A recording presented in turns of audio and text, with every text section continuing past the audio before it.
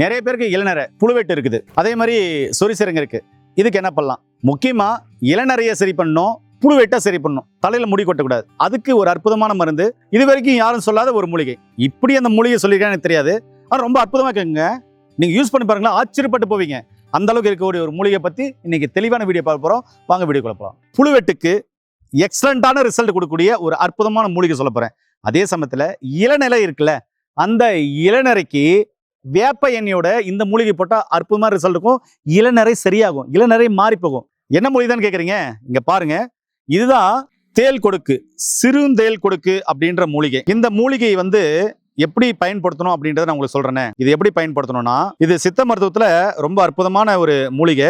இந்த பூ பார்த்தீங்கன்னாக்கா வளைஞ்சிருக்கு பாருங்க. இந்த சிறுந்தேல் கொடுக்கு இலை சாறை எடுத்து, அந்த சாறு எவ்வளவு எடுக்கிறீங்களோ அது ஒரு 50 ml எடுத்தீங்கன்னா, வேப்ப எண்ணெய் ஒரு 50 ml கலந்து தலைக்கு தேய்ச்சிட்டு தலையில நல்லா ஊற விட்டு குளிச்சுட்டு வந்தீங்கன்னா இளநரை மாறும். அதாவது முடி முளைக்கிற முடி கருமையா முளைக்கும். இளநரையை மாற்றக்கூடிய தன்மை இதுக்கு இருக்கு. அதே மாதிரி முடி கொட்டுதா, கொட்டுதா, அந்த முடி கொட்டுறவங்க இந்த ஆயில பயன்படுத்திட்டு வந்தீங்கன்னா முடி கொட்டுற பிரச்சனை சரியாகும். ஒரு சிலருக்கு தலையில அங்கங்க புழுவெட்டு வட்டவட்டமா இருக்கும், புழுவெட்டு இருக்கும்.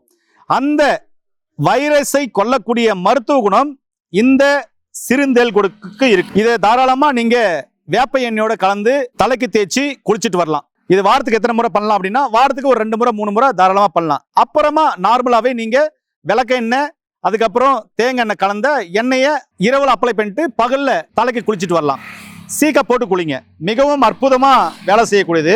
இது நான் சொன்ன மாதிரி இளநரைக்கு மட்டும் இல்ல, முடி கொட்டுற பிரச்சனைக்கு மட்டும் இல்ல, அதே மாதிரி புழுவெட்டு பிரச்சனைக்கு மட்டும் இல்ல, தோல் நோய்க்கும் பயன்படும்.